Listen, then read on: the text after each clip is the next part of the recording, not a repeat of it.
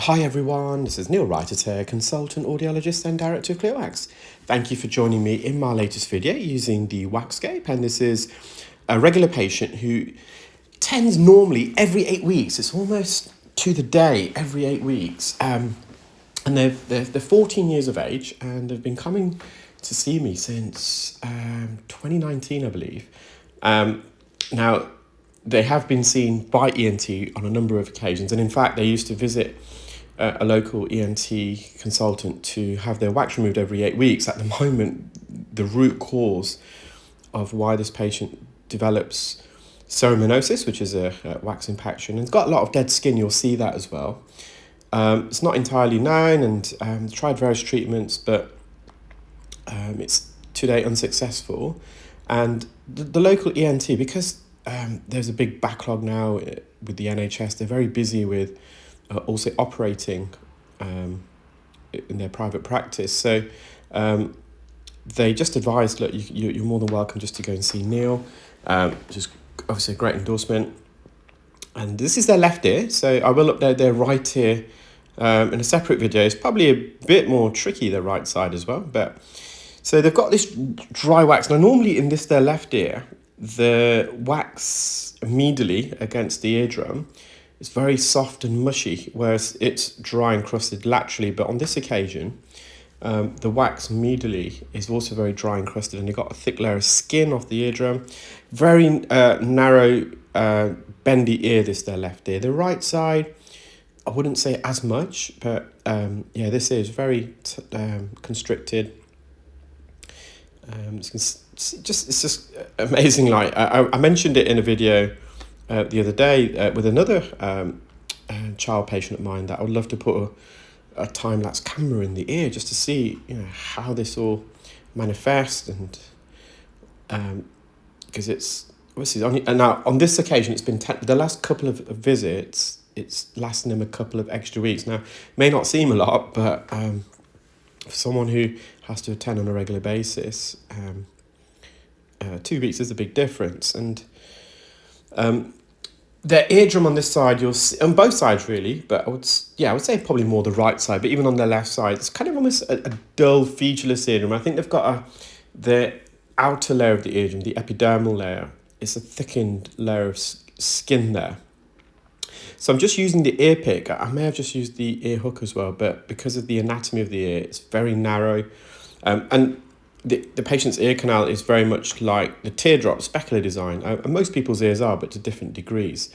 So the ear is not cylindrical, it's not a round circle, and it's certainly not a straight tube. It would make our life a lot easier if it was.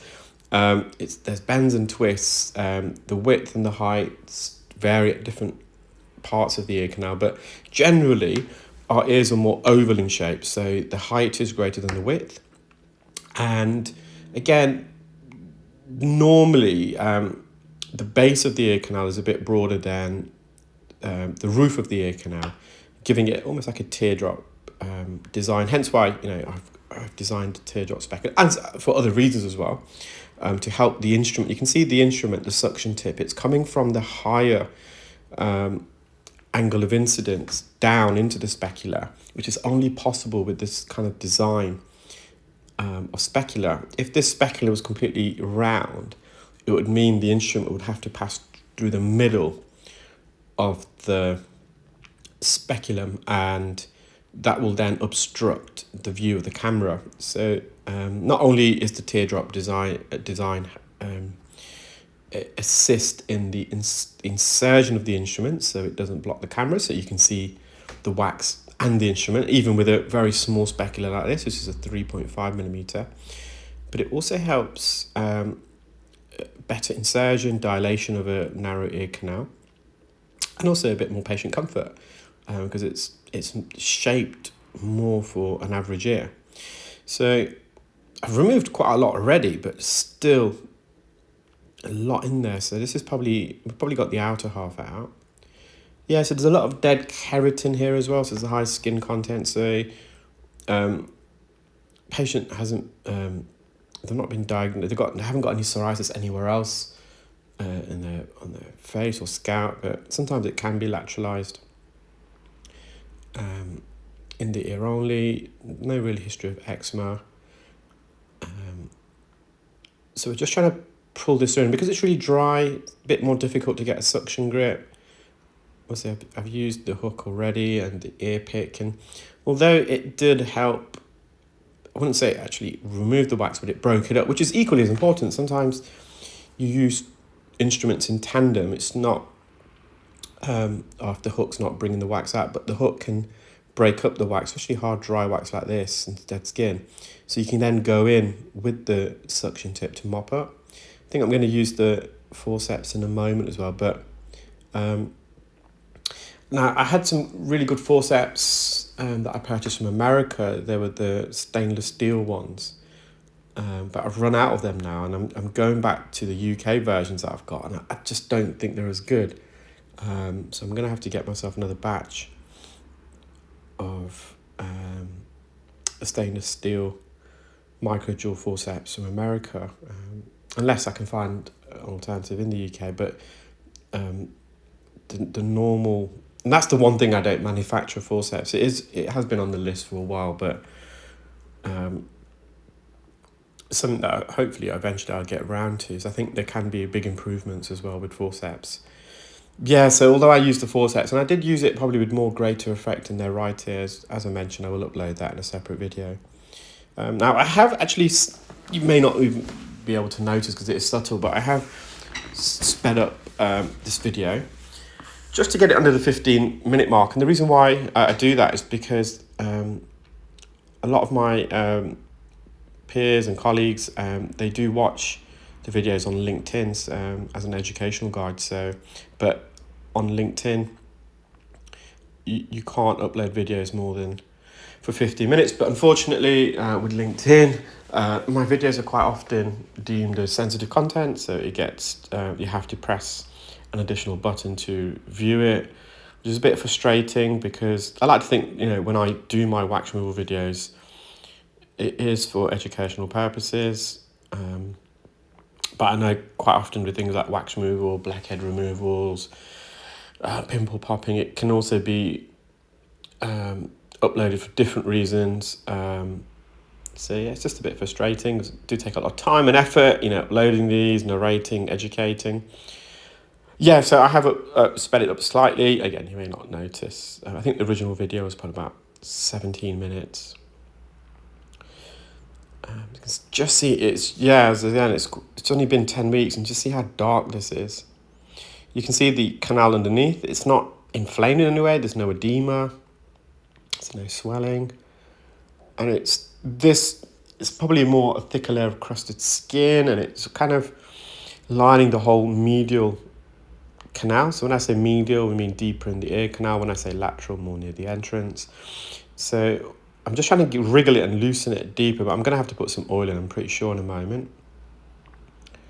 This is the forceps. So, okay, spoke too soon. That piece came away pretty well, but it's probably less effective a bit later in the procedure. If memory serves me correct, I might be completely wrong. But yeah, I'm just not a big fan of the forceps that we have, or I've got at least. And it just keeps coming for such a small ear. I'm just trying to rock it forwards. Again, when you got dry wax like this in skin, it's got a rough surface. It's difficult to get a suction grip.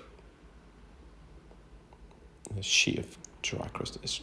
And when we place it on our medical trolley, you can see it's like a shard of glass. So when I first went into the ear, because of the high keratin content, dead skin, I did reduce the brightness because keratin, which is a protein not only found in our epidermal layer of skin, it's also found in our fingernails and hair strands. It's highly reflective, so we just reduced that. Now, technically, the occlusion is gone, and all we've got now is this thick, very thick blanket of skin lining the inner half of the ear canal and also the eardrum. So I'm just rocking it left to right. Now, what's great with this patient is that, they've had the procedure performed so many times. They're so still comfortable. And I did ask on this occasion, actually, I asked the patient that how do they feel when I'm performing the procedure? Because they always seem so relaxed. And they just said, yeah, we're just chilling out. I've got the exact words, but something to those effects. They're just relaxed. I mean, I wouldn't say enjoy it, but it's not uncomfortable for them in any way. They take it in their stride, should I say. So again, I'm just trying to peel it from the roof, and I'm going to use the forceps again in a moment, but it was difficult to get a grip. And then I'm just going to put loads of oil in there. They're the forceps. Okay, you got another piece out, so probably being a bit too hard on the forceps, I think. So I'm just going a bit higher. Now, sometimes it's really difficult to use forceps in certain ears and certain parts of the ear, especially narrow ears, because when you open the jaw, you want to make sure, obviously, the jaws don't collide with the bony part of the ear canal. And sometimes that prevents you from opening up the jaws too much. So you can see a bit of the eardrum posteriorly to the right. I'm just going to mop up this bit of skin here. So this is the bendy ear. That to the left there is a second bend. And it's very narrow. It veers off to the left. So to get a good final view of the eardrum afterwards, we have to really stretch and straighten the ear. I'm just searching for a suction grip.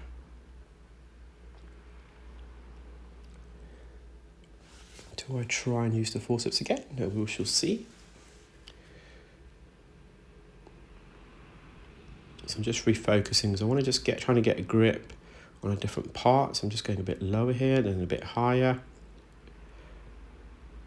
It's beginning to come away, but I think I'm going to put another lashing of medical grade olive oil and it will do the trick.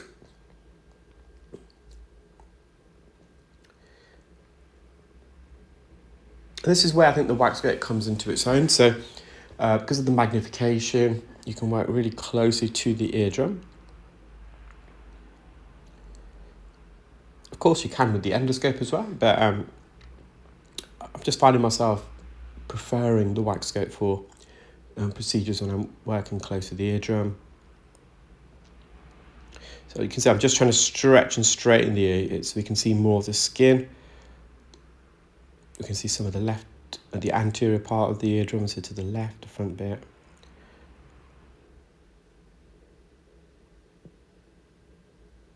But it's so strongly adhered to the eardrum, it's almost got like a reflex action, some muscle memory. You're peeling it and it's just springing back.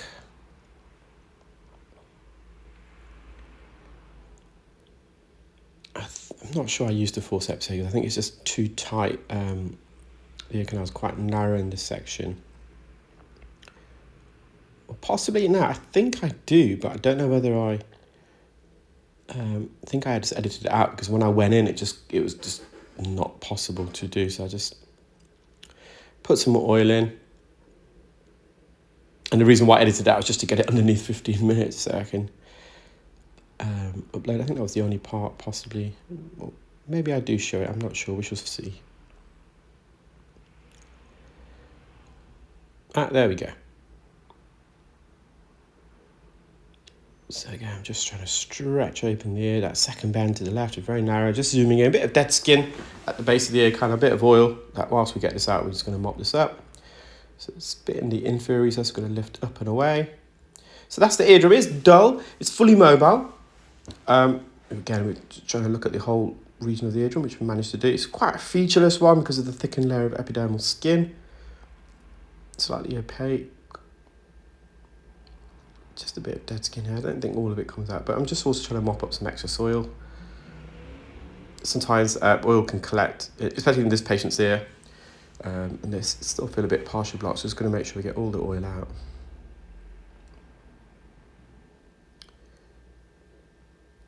I hope you enjoyed that video, guys. Take care, keep well, speak soon. Bye.